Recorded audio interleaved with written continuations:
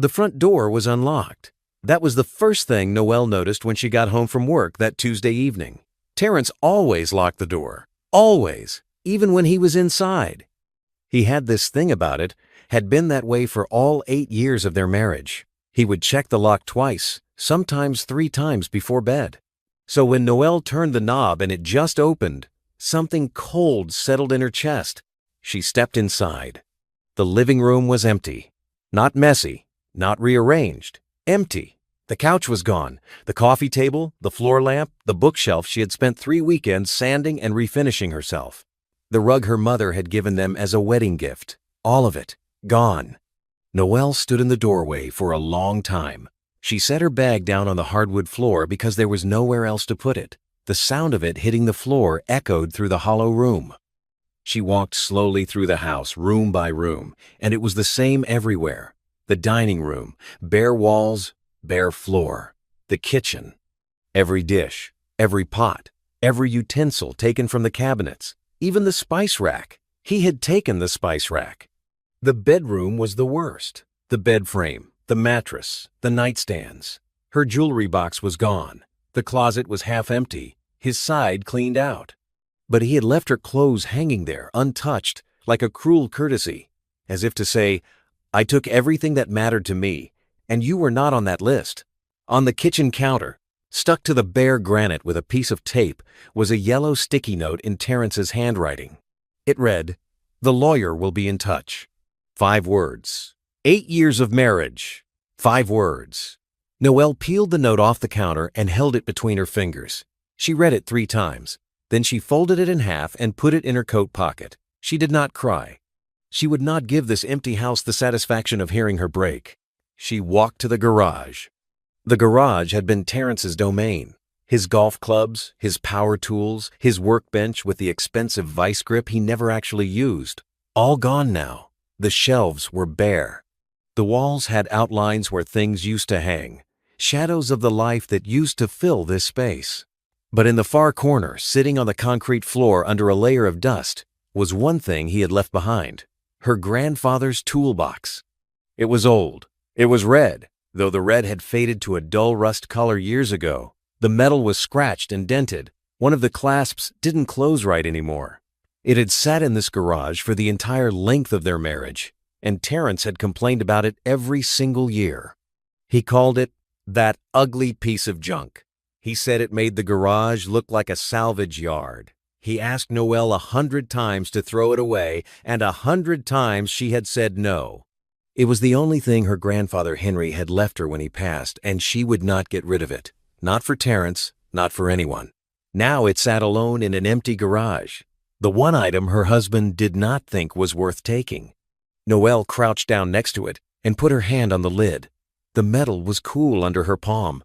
She closed her eyes and thought about her grandfather, his big, rough hands. The way he smelled like wood shavings and peppermint. The way he would sit on the porch of his house in Charlotte and tell her stories about building things, about patience, about how the best things in life are the ones people overlook. "You would know what to do right now, Grandpa," she whispered. 3 weeks earlier, things had been different. Not good, exactly. The marriage had been cold for over a year. Terrence came home late most nights. He was distant at dinner, always on his phone, always answering work emails. Noelle had noticed the change, but she had convinced herself it was just stress. His real estate brokerage was growing. He was busy, that was all. But 3 weeks ago, Noelle had picked up his jacket to hang it in the closet, and a folded piece of paper had fallen out of the inside pocket. It was a receipt from the Monarch Hotel. A Tuesday night, room service for 2, a bottle of champagne and chocolate-covered strawberries. The date on the receipt was the same. Tuesday. Terrence had told Noelle he was at a late showing with a client. She had stood in their bedroom holding that receipt, and the ground had shifted under her. Not dramatically, not like an earthquake, more like the slow crack of ice on a frozen lake. The kind of break you cannot stop once it starts. Noelle had not confronted him that night. She had folded the receipt back up and put it in her own dresser drawer, hidden under a stack of old scarves. She needed to think. She needed to be sure. Because Terrence was a good liar. She had learned that about him over the years. He could look her straight in the eyes and tell her the sky was green. and something in his voice would almost make her believe it. So she waited. She watched. She paid attention to the small things. The way he angled his phone screen away from her, the way he showered the moment he walked through the door, which he never used to do. The way he stopped saying her name when he talked to her, like she was becoming invisible in her own home. And then, on a Saturday morning while Terrence was out for a meeting, Noel had found his iPad on the kitchen counter. He had left it behind, which was unlike him. It was logged into his messages. What she found there ended everything. But that part comes later. For now, Noel sat on the cold garage floor next to a rusty toolbox in a house that no longer felt like hers, holding a sticky note that told her nothing and everything at the same time. She pulled out her phone and called her best friend. Simone picked up on the second ring. "Noel, what's wrong?" "He's gone," Noel said. Her voice was steady, but just barely. "He took everything, Simone. The furniture, the dishes, the bed. He took the bed." Silence on the other end. Then Simone's voice, low and serious. "I'm on my way. Do not move." Noel hung up and looked around the empty garage one more time. The toolbox sat at her feet, dull, rusted, forgotten. She didn't know it yet. She had no way of knowing. But that ugly red box, the one thing her husband had not wanted, the one thing he had laughed at and mocked and tried to throw away for 8 years, was about to change her entire life. For now, she just sat there, alone in the quiet, and waited for her friend. 3 weeks before the house was emptied, Noel had sat on the edge of their bed with Terrence's iPad in her lap, and she had read every single message. There were hundreds of them, going back 2 years. 2 full years of texts between her husband and a woman named Brielle Lawson. The messages started off professional enough. Brielle worked as a receptionist at Terrence's real estate brokerage. The early texts were about office schedules, client callbacks, meeting reminders. But somewhere around 18 months ago, the tone had shifted. Pet names crept in, inside jokes. Then came the photos. Noel did not look at all of the photos. She looked at enough of them to understand what they were. Then she closed the gallery and sat very still for a long time. What hurt the most was not the images. It was the conversations around them. The way Terrence talked to this woman. He was playful, attentive. He asked about her day. He sent her morning messages that said, "Thinking about you." He made plans, not just for hotel rooms, but for weekends away, concerts, dinners, at restaurants Noel had never been to. He had not sent Noel a message like that in years. She couldn't remember the last time he had asked about her day and actually listened to the answer. She found a thread from 3 months ago where Brielle had asked Terrence about his wife. "Does she suspect anything?" Brielle had written. Terrence's response, "She has no idea. She's too busy with her little decorating projects to notice." Her little decorating projects. That was how he described her work. Noel had a degree in interior design. She had spent the last 6 years building a freelance business from scratch, taking on residential clients, working weekends and late nights to bring in enough money to contribute to the household while Terrence used most of his commissions to fund his own lifestyle. And to him, it was little decorating projects. Noel had closed the iPad, placed it back on the counter exactly where she found it, and gone to the bathroom to wash her face with cold water. She looked at herself in the mirror for a long time. Her deep brown skin, her high cheekbones, the small scar on her chin from a bicycle accident when she was 9. She was beautiful. She knew that, not in a vain way, but in the way her grandfather had always told her. "Noel, you are a beautiful girl, inside and out, and don't let any man make you forget it." Terrence had made her forget it. Not all at once. Slowly, year by year. A comment here about her hair. A sigh when she got dressed up for a dinner. A lack of compliments that eventually became a lack of acknowledgement altogether. She had started to believe the silence meant she was not worth noticing. But standing in that bathroom, looking at her own face, she remembered who she was before him. When Terrence came home that Saturday afternoon, whistling, smelling like cologne that was too fresh for a morning meeting, Noel was sitting at the kitchen table. The iPad was beside her. "Hey," he said casually, "you been home all day?" "Sit down, Terrence." Something in her voice made him stop. He looked at the iPad, then at her. "What's going on?" I know about Brielle." The silence that followed was the loudest thing Noelle had ever heard. It filled the entire kitchen. Terrence's face went through about 5 different expressions in 3 seconds. Shock, denial, calculation, anger, and then something that almost looked like relief. "I don't know what you're talking about," he said, but his voice had lost its confidence. "I read the messages, Terrence. 2 years of them. I saw the photos. I saw the hotel plans, the dinner reservations, the weekends you told me you were at conferences."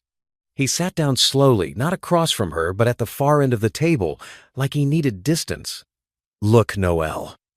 Do not lie to me. That's the one thing you can do for me right now. Do not sit in this kitchen and lie to my face." Another silence. He rubbed his hands together, looked down at the table, then back up at her. "Fine," he said. "Yes, it happened. But you need to understand, things between us haven't been right for a long time. You know that." "So that's your reason." "I'm just saying, it's not black and white. We stopped connecting. You were always working, always in your own world with your design stuff. I tried to talk to you about it." Noelle stared at him. "When? When did you try to talk to me about it?"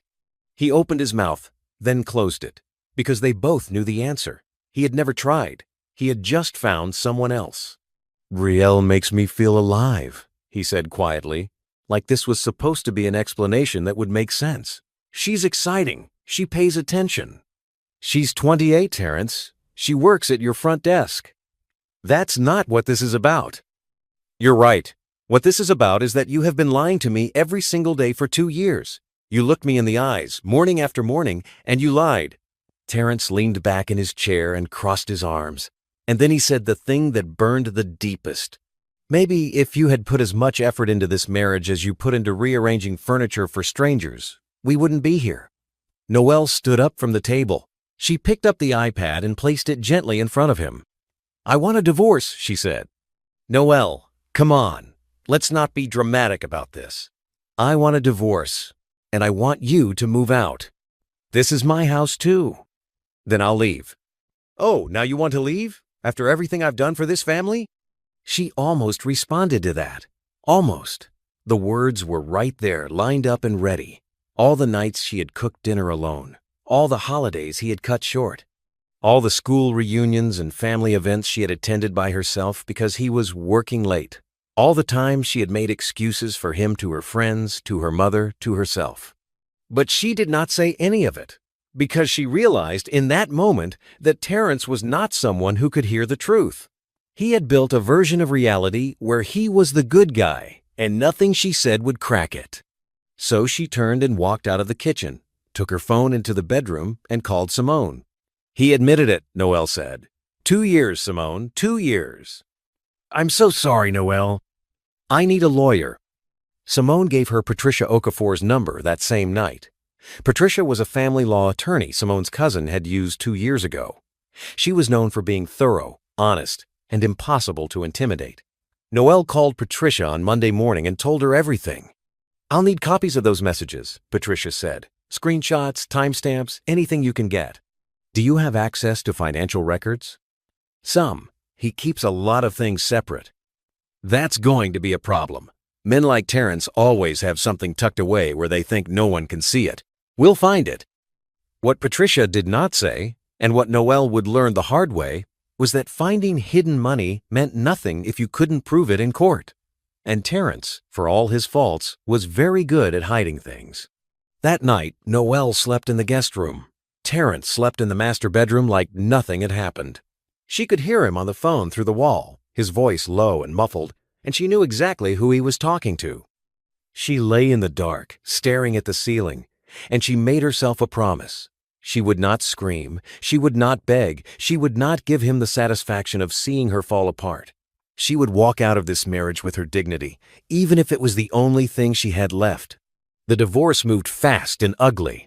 Within a week of Noelle's confrontation, Terrence had hired an attorney named Lance Greer, a man known around the county courthouse for being loud, aggressive, and fond of turning simple divorces into courtroom theater. Lance Greer did not care about fairness. He cared about winning. Patricia Okafor was the opposite. She was calm, precise, and she never raised her voice. She read every document twice. She asked questions that seemed small but always led somewhere important. And she told Noelle the truth, even when the truth was hard. "Here's where we stand," Patricia said during their second meeting. They were in Patricia's office downtown, a clean, no-nonsense space with floor-to-ceiling bookshelves and a single plant on the windowsill. "Terrence's income on paper is significantly higher than yours. His W-2 from the brokerage shows a base salary plus commissions. Your freelance income varies year to year, and the last 2 years were not your strongest." "Because I was holding the household together while he was running around with Brielle," Noelle said quietly. "I understand, but the court looks at numbers, not context. We'll push for a fair split, but I want you to be prepared. He's going to fight for the house." "Let him have it." Patricia looked at her across the desk. "Are you sure? That house has equity. It's worth fighting for." "I do not want to spend the next year in a courtroom arguing over a house that smells like his cologne. I want this to be done." Patricia nodded slowly. "I respect that, but I need you to understand something. Terrence is not going to play fair. He's already moved some of his commission income into an account we can't easily trace. I've requested financial disclosure, but Lance Greer is dragging his feet. They're stalling. Can we make them comply?" "We can push, and we will. But it takes time, and every day they stall is a day they have to move things around." The court proceedings played out over 3 months. 3 months of paperwork, filings, motions, and 2 appearances before a judge who seemed perpetually tired. Terrence showed up to every court date in expensive suits with Lance Greer at his side, looking relaxed and confident. He played the role of a reasonable man being forced through an unfortunate process. He told the judge that he and Noelle had simply grown apart. He expressed his deep respect for her. He even managed to look sad at the right moments. Noelle sat across the aisle in the green blouse her mother had sent her from North Carolina, the one with the small gold buttons. She wore it like a kind of quiet strength. She did not perform for the judge. She told the truth. She answered questions directly. She did not cry. When it came to the property split, Terrence's attorney argued that the house was primarily funded by Terrence's income, that the mortgage was in his name, and that Noelle's financial contribution to the household was inconsistent. They presented spreadsheets. They presented bank statements. They made it look like Noelle had been a passenger in the marriage, financially speaking. Patricia pushed back. She showed the judge records of Noelle's design income being deposited into their joint account. She showed grocery receipts, utility payments, and evidence that Noelle had funded most of the household's daily expenses, while Terrence's commissions went into his personal accounts. But the judge, a man named Judge Fenton who had seen thousands of divorces, looked at the bottom line. Terrence earned more. The house was in Terrence's name. The mortgage was in Terrence's name. The ruling came down on a Thursday afternoon.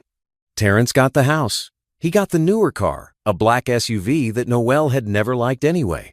He got the majority of the savings, though Patricia managed to secure a settlement payment for Noelle that was, in Patricia's words, not nothing, but not what you deserve. Noelle got her personal belongings, her clothing, a smaller settlement check, and whatever items she claimed as hers from the household. "What about the toolbox?" Patricia asked during the final property review. Terrence's attorney actually laughed. "The toolbox? That rusty thing in the garage? My client has no interest in it. She can have it." It was entered into the record. Noelle Carter would receive one red metal toolbox, described as antique, of no significant value, among her personal effects. Terrence signed the papers with a pen that clicked too loudly in the quiet courtroom. He did not look at Noelle when he signed. He looked at Lance Greer, who gave him a small, satisfied nod. Noelle signed next. Her hand was steady. Outside the courthouse, Patricia walked Noelle to her car, which was the older of their 2 vehicles, a sedan that Terrence had grudgingly let her keep. "I know this doesn't feel like a win," Patricia said. "It doesn't. But you're free, and that is worth more than anything in that house." Noelle thanked her, got in her car, and drove to the house one last time to collect her things. Terrence was not there. He had gone somewhere with Brielle, probably celebrating. The house was half-packed already, boxes with his name on them, new furniture catalogs on the counter. He was already redecorating, erasing her from the space before she had even finished moving out. Simone met her at the house with her pickup truck. Together, they loaded up Noelle's clothes, a few boxes of personal items, some framed photos of her grandfather, and the toolbox. The toolbox was heavy. It always had been. Noelle and Simone each took one end and carried it to the truck bed. "What's even in this thing?" Simone asked, wiping her hands on her jeans. "Grandpa's old tools. Hand planes, chisels, some wrenches. He was a carpenter and a machinist. He kept everything. It weighs a ton. It's solid metal. They made things to last back then." Simone looked at the toolbox in the truck bed, then at the house, then back at Noelle. "You deserve better than this, Noelle. You know that, right?" "I know." They drove away from the house without looking back. In the rearview mirror, Noelle saw the garage door closing slowly, automatic on its timer. The house sat behind her, getting smaller. She had spent 8 years in that house. 8 years of cooking, cleaning, decorating, fixing, compromising, apologizing, and pretending. Now it was Terrence's, all of it. The house, the yard, the mortgage payments, the leaky faucet in the upstairs bathroom that he had never bothered to fix. All his. In the back of Simone's truck, the rusty toolbox rattled quietly over every bump in the road. Its weight shifted. Its old metal groaned. And somewhere inside it, beneath a false bottom that no one had touched in over a decade, there were things waiting to be found. But Noelle did not know that yet. All she knew was that everything she owned in the world now fit inside one truck. "Where to?" Simone asked. "Anywhere but here," Noelle said. Simone reached over and squeezed her hand. Then she turned up the radio and drove. The apartment was on the 3rd floor of a building that smelled like cleaning solution and old carpet. It had 1 bedroom, a bathroom with a shower that took 4 minutes to get hot, a kitchen the size of a hallway, and a living room with 1 window that looked out onto the parking lot. The rent was $1,100 a month. It was what Noelle could afford. Simone helped her carry boxes up the narrow staircase. They made 6 trips. On the last trip, they brought up the toolbox together, and Simone nearly dropped her end on the 2nd floor landing. "I swear this thing has bricks inside it," Simone said, catching her breath. They set the toolbox in the corner of the living room next to the wall. There was no furniture to put it on, no shelf or table, just the corner. The apartment came unfurnished. Noelle had a sleeping bag, a pillow, and a suitcase of clothes. Simone stood in the middle of the empty living room with her hands on her hips. "This is temporary," she said. "You hear me? Temporary." "I know." "I mean it, Noelle. This is not your life. This is just where you're standing right now. You're going to get through this." Noelle nodded, but the truth was, standing in that apartment with bare walls and bare floors, she did not feel like someone who was going to get through anything. She felt hollow. Simone left around 9 that night after they ate takeout sitting on the floor. She hugged Noelle at the door and told her to call any time, day or night. Then Noelle was alone. The first week was the hardest. She went to work each morning, meeting with her freelance clients, putting together design boards, sourcing fabrics and paint colors. She was good at this. She had always been good at this, but her heart was not in it. She moved through the days like she was watching herself from outside her own body. At night, in the apartment, it was worse. The quiet was the kind that presses against your ears.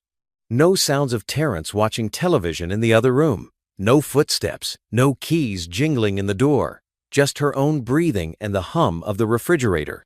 She did not call Terrence. She did not check his social media. Simone had made her promise. "Block him on everything," Simone had said. "I mean it. Every platform, every app. You do not need to see what he's doing."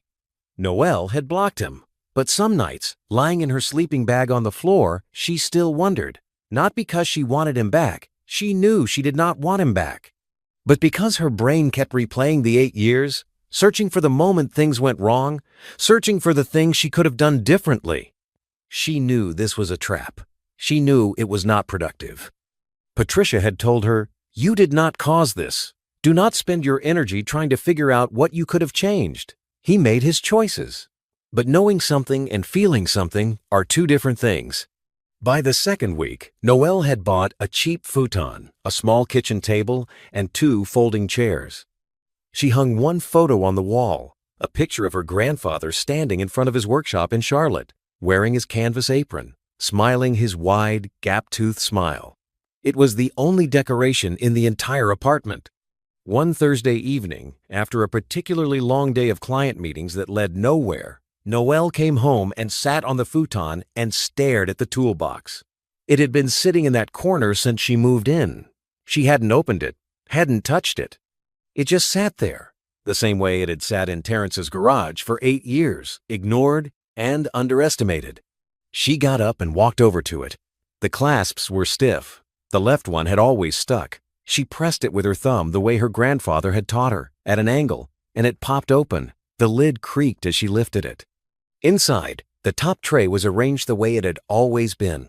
Hand planes, small ones with wooden handles worn smooth from decades of use, chisels with brass ends, wrenches in 4 different sizes, a small carpenter's level with a green bubble. Everything was old, everything was heavy, and everything smelled like metal and wood oil. Noelle picked up one of the hand planes and turned it over in her hands. She remembered sitting on a stool in her grandfather's workshop, watching him run a plane along a piece of oak, the thin curls of wood rolling off the blade. She was maybe 7 years old. He let her try, guiding her hands, telling her to go slow and let the tool do the work. "The tool knows what it's doing, Noelle," he used to say. "You just have to hold on and trust it." She placed the hand plane back and lifted the top tray out. Beneath it was the lower tray, a deeper section that held larger tools, hammers, a hand drill, a set of socket wrenches, and a folding ruler. She reached in and adjusted the hammers, and that's when she felt it. The bottom of the tray moved. Not much, just a slight shift, like it was resting on something instead of being fixed in place. She pressed down on it, and it gave a tiny bit. She lifted the tray out entirely and set it on the floor. Then she looked down into the main body of the toolbox. The bottom looked normal. Metal, painted red underneath, same as the exterior. But when she pressed on the far left side, the right side lifted up, just a fraction of an inch. It was a false bottom. Noelle's heart began to beat faster. She worked her fingers along the edge until she found a small notch, just wide enough for a fingertip. She pulled, and the false bottom panel came up. Underneath, there was a space about 3 inches deep that ran the entire length of the toolbox. And in that space, wrapped in old cloth and leather, were things she had never seen before. There were 3 leather pouches tied with twine, a small wooden box with brass hinges, and a folded piece of paper, yellow with age, written in a hand she would recognize anywhere. Her grandfather's handwriting. She unfolded the paper carefully. The creases were deep, the ink slightly faded but still legible. It read, "Dear Noelle, if you are reading this, then I am gone and you needed to find what's here. I spent my whole life collecting these things. Some I found, some I was given, some I traded for. They are yours now. Do not sell them unless you truly need to. And if you do, find someone who knows what they are worth. Not a pawn shop, not a flea market, someone who understands. I love you, baby girl. You were always my greatest treasure. Grandpa Henry." Noelle read the note 3 times. Her eyes blurred. She pressed the paper to her chest and sat on the floor next to the toolbox for a long while. Then, with careful hands, she opened the first leather pouch. Inside was a pocket watch. Not just any pocket watch. It was gold, heavier than she expected, with an engraved case showing a train and a mountain range. The crystal was original, uncracked. On the back, tiny letters read, "Waltham, 1878. She opened the second pouch. Inside were coins, old coins, thick and heavy, in a variety of sizes. Some had dates she could barely read. One of them, a large gold coin, had the year 1854 stamped into it. The third pouch held something wrapped in a piece of soft chamois cloth. She unwrapped it slowly. It was a set of miniature surgical instruments laid out in a leather case. They were delicate, precise, and clearly very old. A card inside the case read, "Field Surgical Kit, circa 1863. The wooden box with brass hinges contained hand-forged tools. Small, beautifully made tools with handles of bone and walnut. Each one had a maker's mark stamped into the metal, a small H inside a diamond shape. Noelle sat surrounded by all of it. These objects that had been waiting for her in the dark belly of a rusty toolbox while her marriage collapsed, while her husband cleaned out her home, while she slept on a floor and ate takeout alone. She reached for her phone and called Simone. "Simone," she said, and her voice shook for the first time in weeks. "I need to show you something." Simone came over the next morning before her shift at the hospital. She stood in Noelle's living room, looking down at the collection spread out on the kitchen table, and she did not say anything for almost a full minute. "Noelle," she finally said, "what is all this?" "I don't know exactly. That's the problem. I know they're old. I know Grandpa collected them over decades, but I don't know what they're worth." Simone picked up the pocket watch carefully, turning it over in her hands. "This is beautiful. Where did he even find these things?" "Estate sales, mostly. He used to drive all over the Carolinas, going to farm auctions and estate liquidations. My grandmother used to complain about it. She said he spent more time at dead people's sales than at home." "Your grandmother was a wise woman." Noelle smiled. It was the first real smile she had felt in weeks.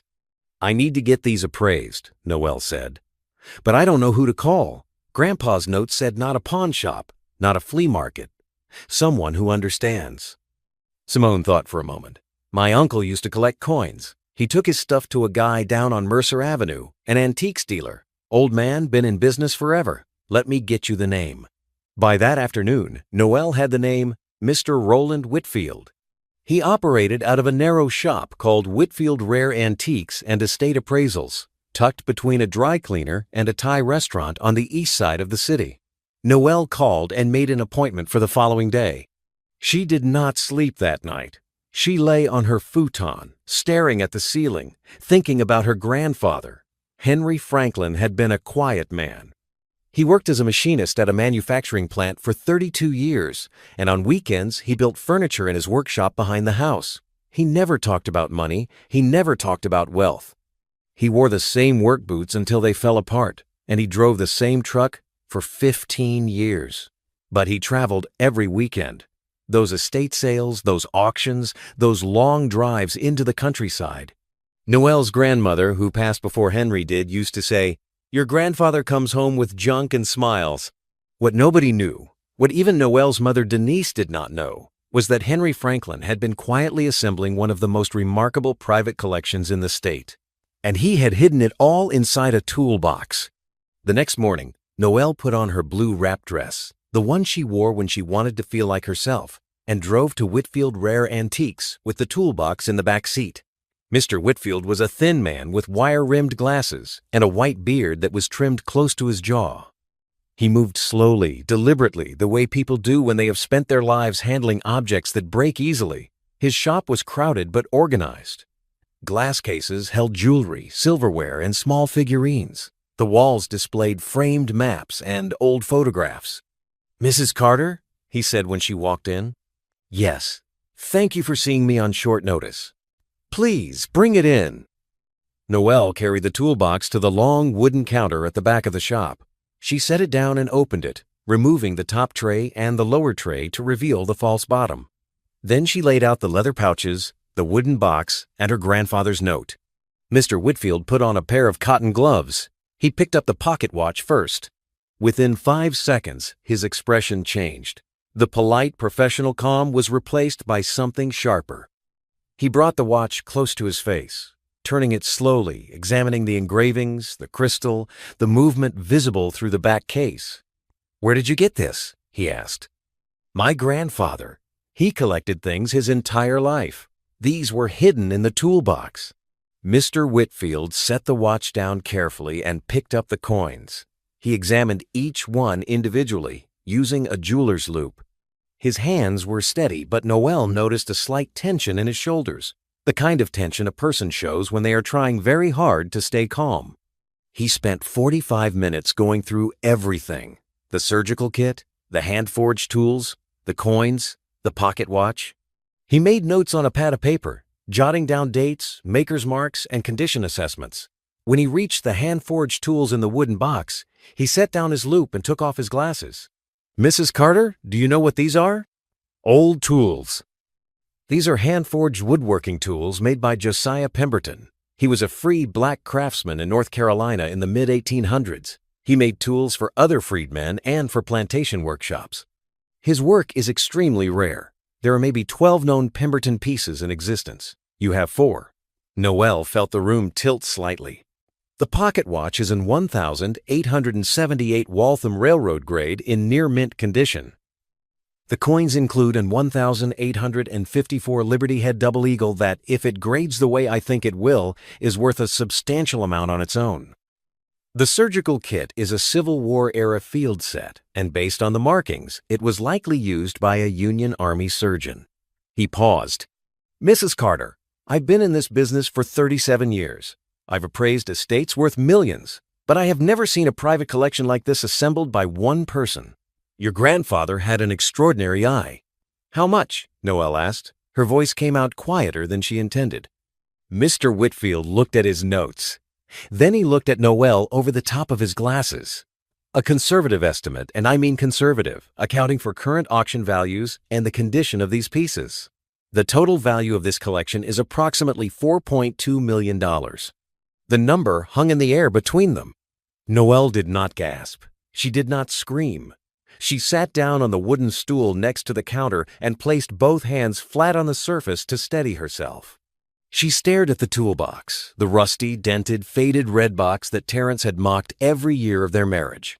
The one thing he hadn't wanted. $4.2 million. "I would recommend, Mr.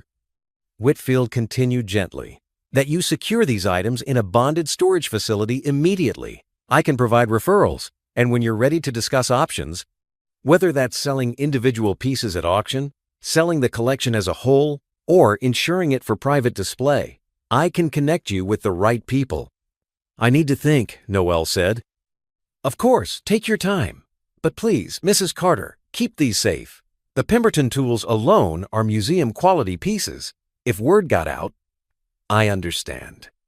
She packed everything back into the toolbox with the same care her grandfather must have used when he placed them there years ago. She thanked Mr. Whitfield, who insisted on walking her to her car and watching her drive away. In the car, Noelle sat in the parking lot for 10 minutes without moving. Then she called 2 people. "First, Simone." "It's real," Noelle said. $4.2 million. Simone was silent for so long that Noelle thought the call had dropped. "Say that again?" Simone whispered. $4.2 million. The watch, the coins, the tools, all of it. My grandfather was sitting on a fortune, and he hid it in a toolbox. "Noelle." "I know. That man, your grandfather, was something else. He really was." The second call was to Patricia Okafor. "Patricia, it's Noelle. I need to meet with you as soon as possible. Something has changed." Patricia's voice was immediately alert. "Changed how?" "I found something in the toolbox. My grandfather left me a collection of antiques worth over $4 million. The line was quiet for a moment. Then Patricia spoke in her calm, measured tone. "Do not tell anyone else. Do not post anything online. Do not contact Terence. Come to my office tomorrow morning at 8. We need to talk about how to protect this." "Already planned on it." "Noelle, this is good news, but we need to handle it carefully. The divorce is finalized, but there are windows where an ex-spouse can try to challenge a settlement if new assets come to light. We need to make sure every single piece of this is airtight. Terence signed it away. He didn't want the toolbox. It's on the record." "I know, and that works in our favor. But let me review everything. I want this locked down so tight that not even Lance Greer can touch it." That night, Noelle sat on her futon with the toolbox at her feet and her grandfather's note in her hands. She read it one more time. "I love you, baby girl. You were always my greatest treasure." She folded the note carefully and placed it back inside the toolbox. Then she closed the lid, pressed the stiff clasp until it clicked, and went to sleep. For the first time in months, she slept through the entire night. Patricia Okafor's office at 8 in the morning had the feeling of a place where serious things happened. The blinds were half open, letting in pale blue daylight. A pot of coffee sat on the side table. Patricia was already at her desk, 2 folders open in front of her, reading glasses on, pen in hand. Noelle sat down across from her, wearing her maroon blazer and a pair of pressed black slacks. She had the appraiser's written estimate in an envelope. She slid it across the desk. Patricia read it slowly, twice, then set it down. $4.2 million, Patricia said, not as a question but as a statement. She let the number sit. Here's what we need to talk about. Patricia continued. The divorce decree is signed and filed. In the property settlement, the toolbox was listed as a personal item of yours, described as, and I'm quoting from the document, one antique metal toolbox, no significant monetary value. Terrence's attorney did not contest it. Terrence himself waived any claim to it in writing. So he can't come after it. Legally, no. The division is final. Personal property was allocated. He accepted the terms. But I've seen ex-spouses try creative arguments when this kind of money surfaces. They claim fraud, hidden assets, misrepresentation. The claims almost never succeed when the asset was clearly disclosed and waived, but they can be costly and stressful to fight. So what do? You stay quiet. For now, for at least the next 6 months, you tell no one about this outside of myself and whoever you've already told. Simone knows. Simone is fine. Anyone else? No. Good. Keep it that way. I'm going to have a colleague in asset protection review the divorce settlement language. If we need to file any supplementary documentation to reinforce your claim, we'll do it preemptively. I also want you to open a trust, not a personal account, a trust. It provides a layer of protection and keeps the assets separate from anything that could be contested. Noelle listened carefully and took notes on a small pad she had brought with her. Now, Patricia said, leaning back in her chair, what do you want to do with the money? Noelle had been thinking about this since the moment she left Mr. Whitfield's shop. I don't want to sell everything at once. Mr. Whitfield said the Pemberton tools are museum pieces. I want to keep those, at least for now. Maybe loan them to a museum eventually. My grandfather would have liked that. Patricia nodded. The rest, the watch, the coins, the surgical kit, I'll sell through a reputable auction house when the time is right. Mr. Whitfield said he can advise on timing. In the meantime, I want to use some of the settlement money I already have, plus a small portion from a private sale of one of the coins, to start my business properly. What kind of business? I'm an interior designer. I've been freelancing for 6 years, taking whatever work I can get. Small jobs, residential rooms, home staging for real estate agents. But I've always wanted to open my own firm, a real studio with employees, commercial clients, the kind of projects that change how spaces feel for hundreds of people. Patricia studied her for a moment. You've thought about this. I've had a lot of empty nights in a small apartment. Thinking is about the only thing I could afford. Good. Thinking is free, and it pays well later. Over the next 2 weeks, Noelle put the plan in motion. She worked with a financial advisor Patricia recommended, a woman named Helen Cross, who specialized in sudden wealth management. Helen helped Noelle set up the trust, diversify a portion of the funds into investments, and create a budget for the business launch. The most important thing, Helen told her, is to not change your visible lifestyle overnight. Live within your freelance income for now. Let the business grow organically. When you start showing profit from the firm, then you adjust your spending accordingly. It looks natural. It attracts no attention. Noelle followed the plan with precision. She did not buy a new car. She did not move out of the small apartment, not yet. She continued taking freelance clients during the day. But in the evenings and on weekends, she was building something. She found commercial space on Birch Street, a 900 square foot storefront with tall windows and original hardwood floors. It had been empty for months, and the landlord gave her a fair lease. She hired a contractor to repaint the interior. White walls, clean lines, exactly the aesthetic she wanted for her studio. She ordered furniture, drafting tables, sample shelves, a client meeting area with a round table, and 4 blue upholstered chairs. She named the firm Franklin Design Co. after her grandfather. Simone came by during the build-out, bringing sandwiches and coffee. She stood in the middle of the unfinished studio, looking around with wide eyes. You're really doing this, Simone said. I'm really doing it. Noelle, I'm so proud of you I could burst. Please don't. I just had the floors refinished. Simone laughed. And Noelle laughed too, and it felt good. It felt like a sound she had been missing for months. Noelle put out a quiet announcement on her professional network page.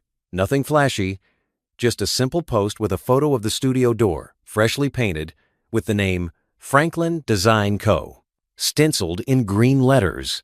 Within a week, she had 3 inquiries. One was a restaurant owner looking to redesign his dining room. One was a couple renovating a brownstone. And one, the one that made Noelle sit down at her new drafting table and stare at the email for 5 minutes, was from a property development group looking for a designer to handle the interiors of a new boutique hotel being built on the waterfront. The email was from the project's architect. His name was Caleb Morrison. "We've seen your portfolio, and we think your style would be a great fit for this project." The email read, "The hotel is 24 rooms, a lobby, a restaurant, and 2 event spaces. Would you be available to meet and discuss?" Noelle read the email 3 times. Then she picked up the phone and called Simone. "Simone, I just got an inquiry for a hotel project." "A hotel? Like a whole hotel?" 24 rooms, lobby, restaurant, event spaces." "Noelle Franklin Carter, you better say yes to that meeting." "I already replied." Noelle did not tell Simone about the tightness in her chest, the small voice that said she was not ready, that she was too small for this, that she was just a woman in a tiny apartment with a futon and a toolbox. She did not mention the voice because she had decided, sitting in Patricia's office with pale blue light falling across the desk, that she was done listening to it. Her grandfather had spent a lifetime quietly collecting treasures that the world overlooked. He had hidden them away, not because he was ashamed of them, but because he trusted that the right person would find them at the right time. Noelle was going to do the same thing. She was going to build something valuable, something real, and she was going to do it so quietly that by the time anyone noticed, it would be too big to ignore. She turned off the light in her studio, locked the front door, and walked to her car. The evening air was cool. The street was quiet.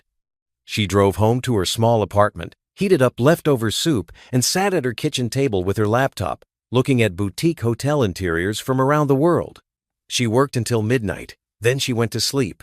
No one knew about the $4.2 million. No one needed to. Not yet. 6 months changed everything. Noelle remembered reading somewhere that most people overestimate what they can accomplish in a week and underestimate what they can accomplish in 6 months. She thought about that often during those first months of running Franklin Design Co. because every week felt small, but the accumulation was staggering. The restaurant redesign was the first project completed. The owner, a man named Otis Whitaker, who had been running a soul food restaurant for 20 years, gave her full creative freedom. Noelle turned a tired, dimly lit space into something warm and inviting. New upholstery in deep greens and blues, custom light fixtures, a reclaimed wood accent wall sourced from a barn in Virginia. Otis cried when he saw it. He literally stood in the middle of his own restaurant and cried. "This is what I always wanted it to look like," he told her. "I just didn't have the words for it." That project led to 2 more referrals, then 3 more. Franklin Design Co. was not just growing, it was gaining a reputation. But the hotel project was the one that changed the scale of everything. Noelle met Caleb Morrison for the first time at a coffee shop near the construction site. He suggested coffee instead of a formal office meeting, which she appreciated. It felt less intimidating. Caleb was tall, with deep brown skin, close-cropped hair, and a quiet confidence that did not announce itself. He wore a blue button-down, sleeves rolled to the elbows, and when he shook Noelle's hand, his grip was firm but not aggressive. He looked her in the eyes when he spoke, and he listened when she talked. Actually listened, the kind of listening where the other person is not just waiting for their turn to speak. "I found your portfolio through a colleague," he said. "The brownstone renovation you did on Alden Street. It was the best residential interior work I've seen in this city in years." "Thank you. That was a passion project." "It shows. That's what we want for this hotel, not cookie-cutter design, something with personality, something that makes people feel like the building has a soul." They talked for 2 hours, about the hotel, about design philosophy, about the neighborhood and what it needed. Caleb had designed the building's exterior with references to the area's maritime history. Noelle proposed interiors that complemented that without being theme park obvious. textured fabrics that recalled sailcloth, color palettes drawn from the ocean and the sky, not a literal blue and white scheme, but subtle nods. Local art in every room, commissioned from artists in the surrounding community. Caleb leaned back in his chair and smiled, the first full smile she'd seen from him. "You understand what we're trying to do," he said. "I understand what this building wants to be. It just needs someone to bring it out." The contract was signed 2 weeks later. It was the largest project Noelle had ever taken on, and it required her to expand the team. She hired Janine Pryor, a 26-year-old design school graduate who had applied to the firm with a handwritten cover letter and a portfolio full of clever, resourceful solutions for small spaces. "I grew up in a 2-bedroom apartment with 4 siblings." Janine told Noelle during the interview, "I learned that design isn't about having a big space. It's about making any space feel like it belongs to you." Noelle hired her on the spot. With Janine and another assistant, a logistics coordinator named Ruben Flores, Franklin Design Co. moved from a one-woman operation to a real team. They worked long hours in the Birch Street studio, spreading fabric samples across the drafting tables, debating furniture placement, making mood boards that covered the entire back wall. In the middle of all of this, Noelle bought the townhouse. It was on Prospect Lane, in a neighborhood she used to drive through on her way to client meetings, always admiring the tree-lined streets and the brick facades. The townhouse had 3 bedrooms, a small garden in the back, original crown molding, and a view of the park from the second-floor balcony. It needed work, which was fine. Noelle knew exactly what to do with it. She paid cash. The money came from the trust, carefully structured so that the purchase was clean and untraceable to anything that could raise questions. Helen Cross handled the details. The first thing Noelle put in the new townhouse, before the furniture, before the curtains, before anything else, was the toolbox. She placed it on the living room shelf where the light from the front window fell across its surface every morning. Moving day was a Saturday. Simone came with her truck again, and this time there was more to move. Noelle had accumulated things over the past 6 months. The futon, which she donated, a real bed, kitchen supplies, books, work materials. "From a sleeping bag on the floor to a townhouse on Prospect Lane," Simone said, standing in the new kitchen. "In 6 months." "It's not about the money," Noelle said. "I know, it's about the life. It's about building something that's mine, something nobody can take." Simone looked at her best friend, standing in her new kitchen in a red sweater and jeans, and she saw something she hadn't seen in a long time. Not happiness exactly, but something close. Steadiness. Purpose. The look of a person who knows where they're going. The hotel project consumed most of Noelle's working hours for the next 3 months. She and Caleb met twice a week, sometimes at the site, sometimes at her studio, to review progress. They developed a shorthand, the way people do when they work closely on something they both care about. He would send her a photo of a structural detail, and she would respond with a fabric swatch that echoed it. She would sketch a layout, and he would annotate it with notes about sightlines and natural light. They never talked about their personal lives during work meetings. But after a site visit one Tuesday, walking back to their cars in the late afternoon sun, Caleb mentioned that he had recently ended a long relationship. 3 years, he said. We wanted different things. I wanted to build a life, and she wanted to keep hers exactly the way it was. Noelle nodded. She understood that kind of mismatch. What about you? He asked, if you don't mind my asking. Divorced, recently. I'm sorry. Don't be. It was necessary. He did not push for more, and she appreciated that. He simply nodded, said, I understand, and they went to their respective cars. But something had shifted. Not dramatically. It was more like a door opening just slightly, not enough to walk through, but enough to let a little air in. Noelle was not looking for love. She was not interested in romance. She had work to do, a company to build, a life to reconstruct. But she noticed things about Caleb. The way he treated the construction workers with the same respect he showed clients. The way he carried a worn copy of a poetry collection in his messenger bag. The way he brought coffee for the whole team when he visited the studio, always remembering that Janine liked hers with oat milk. She noticed these things and filed them away. For later, when she was ready, if she was ever ready. For now, the work was enough. Terrence Carter had always believed he was the smartest person in any room. It was the quality Noel had once mistaken for confidence back when they were dating, when his certainty about everything had felt like stability instead of arrogance. Now, 9 months after the divorce, that certainty was cracking. The house on Ridgefield Drive, the house he had fought so hard to keep, was becoming a weight around his neck. The mortgage was $3,200 a month, property taxes, maintenance. The leaky faucet in the upstairs bathroom that had been dripping since before the divorce, the one he had always told Noel he would fix and never did, had turned into a bigger problem: water damage in the wall. A plumber's estimate that made his eyes water. And then there was Brielle. When their relationship started, Brielle Lawson had been exciting. She was young, she laughed at his jokes, and she made him feel like the most interesting man alive. For 2 years, while he was still married, the affair had been fueled by secrecy and adrenaline. Hotels, weekend getaways, expensive dinners that he hid from Noel under business expenses. But once Brielle moved into the Ridgefield house, the dynamic changed. The secrecy was gone. The adrenaline faded. What was left was a 28-year-old woman who was used to being spoiled, and a 37-year-old man who could no longer afford it. Brielle wanted things. She wanted the kitchen remodeled. She wanted new furniture, even though Terrence had taken most of the furniture from his marriage with Noel. She wanted vacations. She wanted a new car because the one she was driving didn't match the neighborhood. "Terrence, we live in this beautiful house, and the living room still looks like your ex-wife decorated it," Brielle said one evening, flipping through a home design magazine on the couch. "It is decorated. It's boring. I want something modern, something that feels like us." "That costs money, Brielle." "You have money." He used to. The real estate market in the region had been strong for years, and Terrence's commissions had been substantial. But over the last 2 quarters, things had slowed. Interest rates climbed.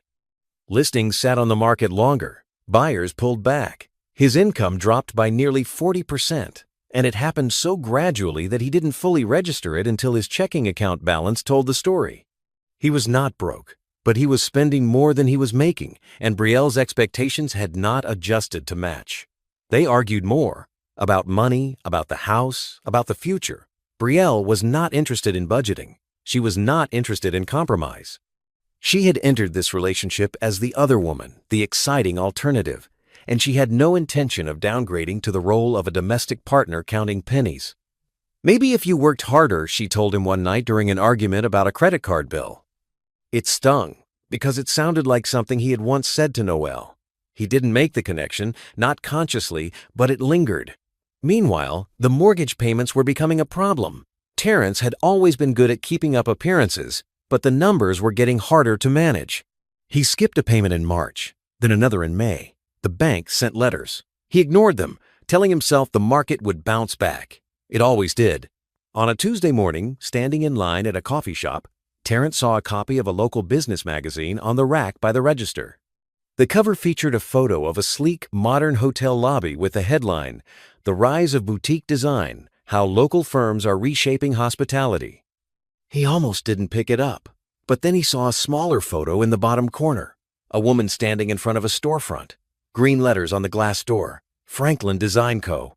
It was Noel. He bought the magazine. He sat in his car and read the article twice. The feature was about Noel's firm and its work on the waterfront boutique hotel. There were photos of the completed rooms, each one more stunning than the last. There were quotes from the hotel's developer praising the design. There was a photo of Noel at her drafting table in a red blazer, looking composed and professional and completely unlike the woman he had left behind in an empty house 9 months ago.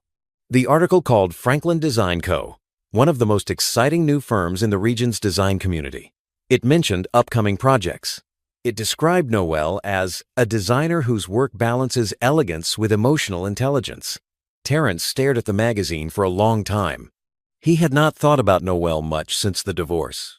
Not because he didn't care, but because he had filed her away in the part of his mind where he kept things he didn't want to examine too closely. She was the past. Brielle was the future. That was the story he told himself.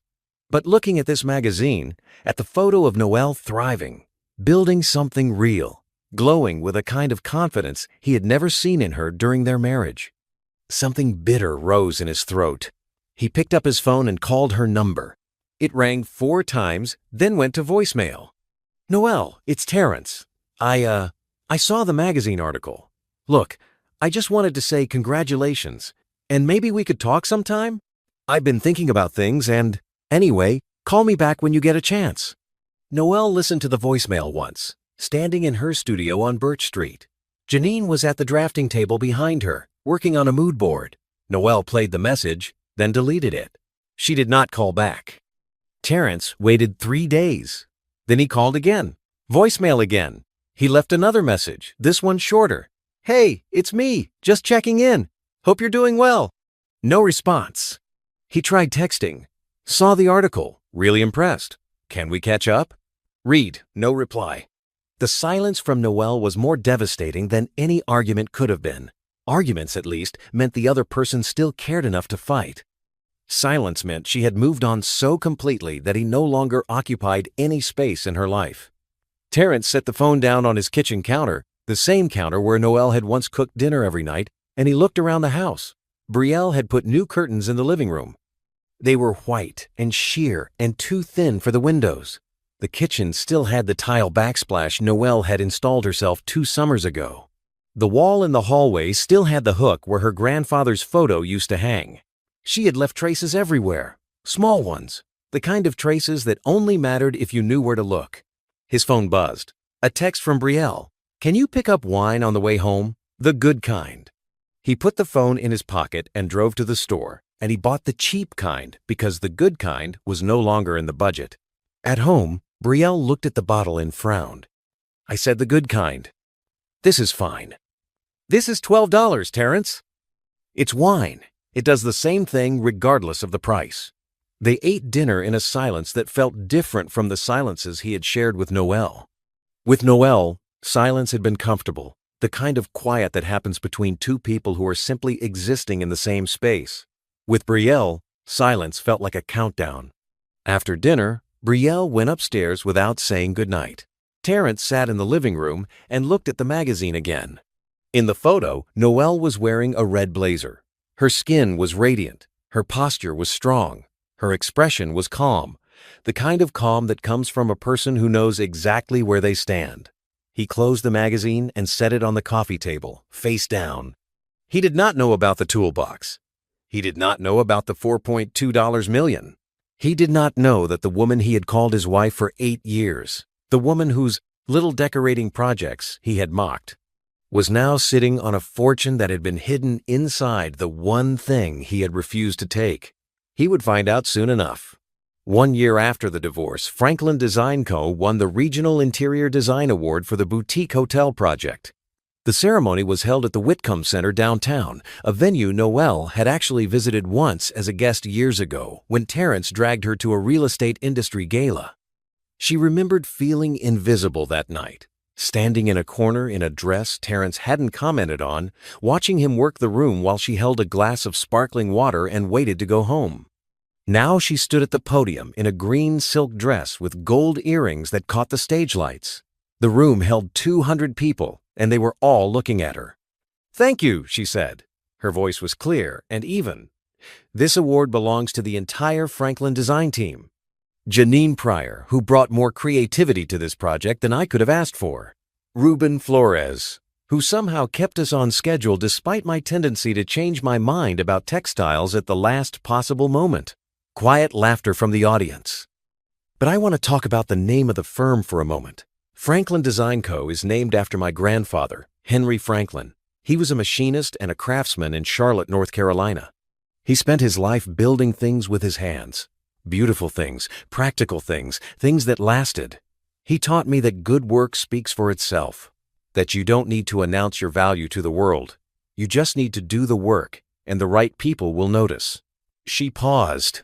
"My grandfather left me something when he passed, something I didn't fully understand the value of until very recently. He left me a toolbox, a rusty, dented, old red toolbox that he had carried around for decades. Everyone who saw it thought it was junk, but inside that toolbox was a lifetime of quiet brilliance. Rare antiques, hand-forged tools, pieces of history that he had collected one by one over the course of his entire life. The room was still. I learned something from that toolbox. I learned that the things other people overlook are sometimes the most valuable things in the room. I learned that just because something looks ordinary on the outside doesn't mean it's ordinary on the inside. And I learned that the people who love you the most sometimes leave you gifts that take time to understand. She lifted the award, a crystal piece etched with the firm's name.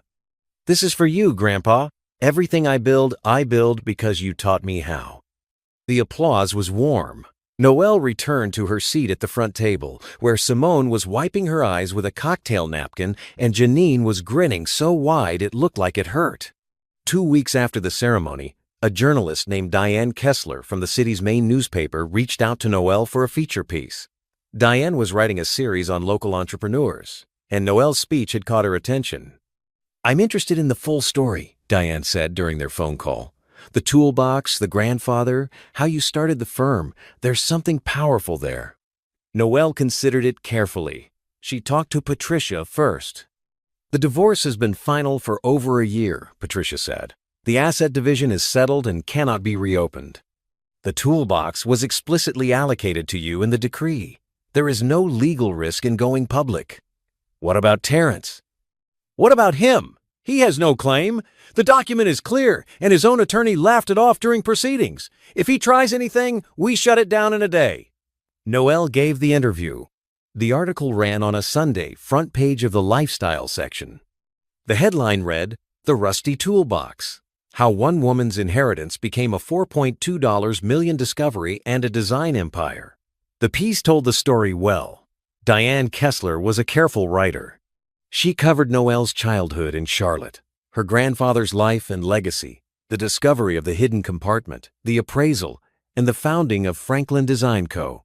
The article included a photo of Noelle in her studio and another of the toolbox itself, sitting on the shelf in her townhouse, polished but still bearing its original dents and scratches. The article went online that morning, and by Tuesday, it had been shared over 8,000 times. Noelle's phone did not stop buzzing. Interview requests, partnership inquiries, messages from old friends, and notes from strangers who found the story moving.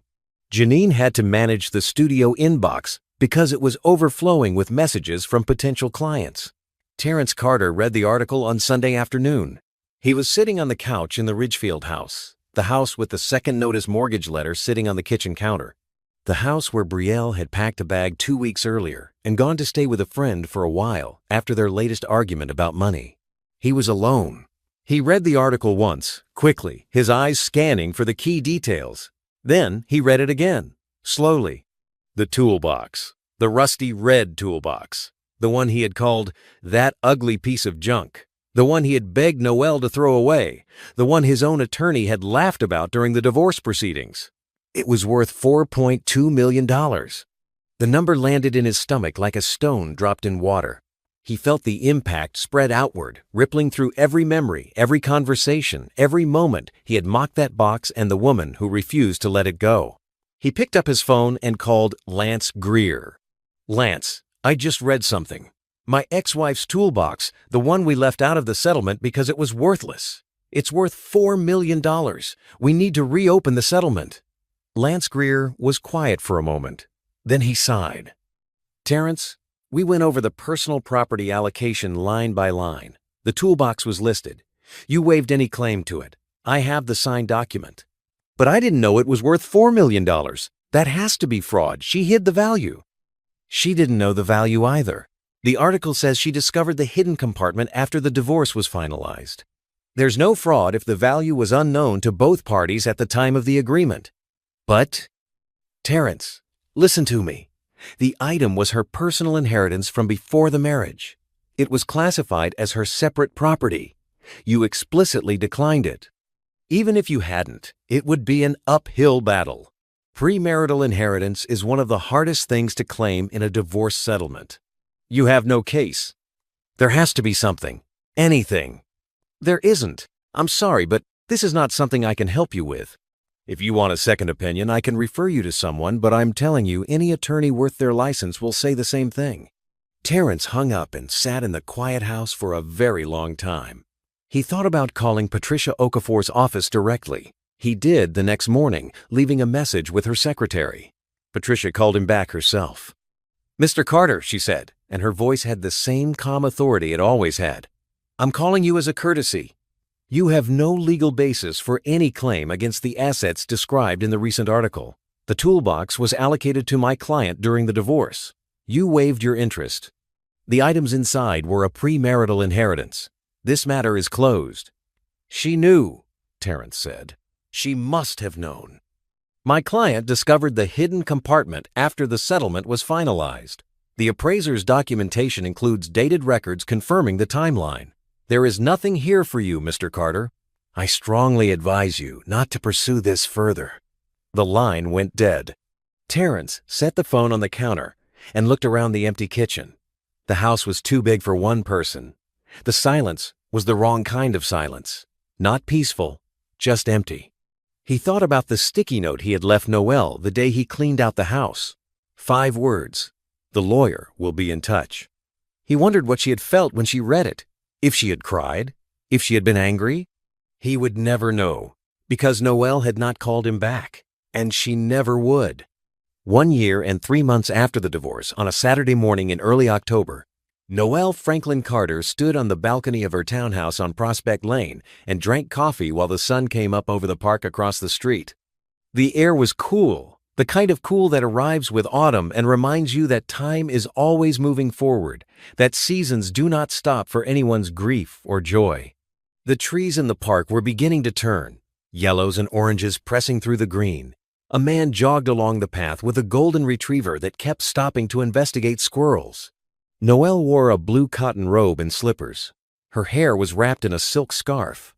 She held her coffee with both hands and watched the morning settle into its rhythm.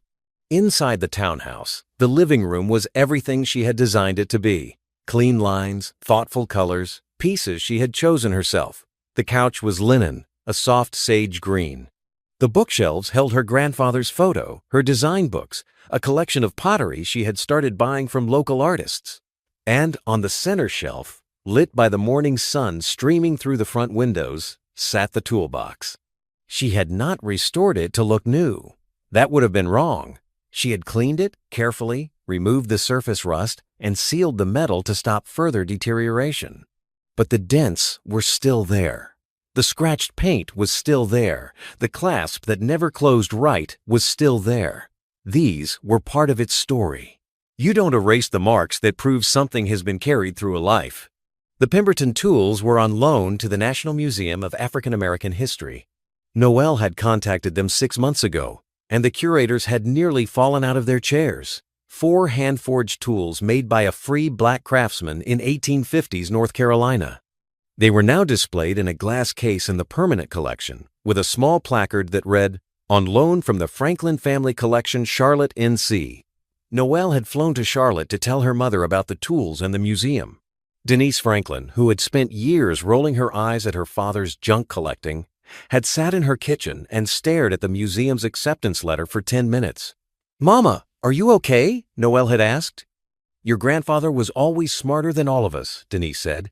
"Every single one of us." The rest of the collection, the pocket watch, the coins, the surgical kit, had been sold through a respected auction house in New York. Mr. Whitfield had guided the process, ensuring each piece went to a buyer who would appreciate its significance. The final total, including the auction premium, was slightly over $4.2 million, close to the original estimate.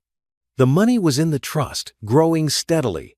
A portion funded Franklin Design Co., a portion was in diversified investments that Helen Cross managed, and a portion had been set aside for the Henry Franklin Scholarship Fund, which Noelle had launched 3 months ago to support young people pursuing careers in craftsmanship, woodworking, and trades. The first scholarship recipient was a 19-year-old from Durham named Tasha Redmond, who was studying furniture design at a technical college. Noelle had met her at the award presentation and had been struck by the way Tasha talked about wood the same way Grandpa Henry used to, as if it were a living thing that deserved respect. "I want to build things that last," Tasha had said. "Not the kind of things you throw away, the kind you pass down." Noelle had nodded and thought, "Yes, that is exactly right." Franklin Design Co. now had 5 employees. Janine Pryor had been promoted to lead designer. Ruben Flores managed operations. They had completed 7 projects in the past year, including the boutique hotel, 2 restaurants, a corporate office, and 3 residential renovations. The studio on Birch Street had expanded into the adjacent unit, doubling their space. The work was good. Not easy, but good. Every project was a conversation between what a space could be and what the people inside it needed. Noelle loved that conversation. She had always loved it. The difference now was that she was having it on her own terms, in her own name, with her own team. And then there was Caleb. They had been dating for 4 months. It started the way good things often do, not with fireworks or dramatic declarations, but with small, honest moments. A lingering conversation after a project meeting. A text message that wasn't about work. A dinner at Otis Whitaker's restaurant, where Otis himself came out of the kitchen to shake Caleb's hand and whisper to Noelle, "This one has kind eyes." Caleb was not Terrence. This was not a statement born from comparison, but from recognition. Caleb did not try to impress her. He did not perform confidence. He was simply himself, a man who listened, who asked questions he wanted the answers to, who showed up when he said he would. On their 3rd date, sitting on a bench near the waterfront, Caleb had asked Noelle what she wanted most out of life. She thought about it for a while. The question deserved a real answer. "I want to build things that matter," she said, "and I want to be with people who see me clearly, not the version of me that's convenient for them, the actual me." "I think the actual you is extraordinary," Caleb said. Then he added, "And I'm not saying that to be smooth. I'm saying it because it's true." She believed him. Not because of the words, but because of the way he had shown it, day after day, in the way he treated her team, in the way he respected her decisions, in the way he never once made her feel small or invisible. They were taking it slow.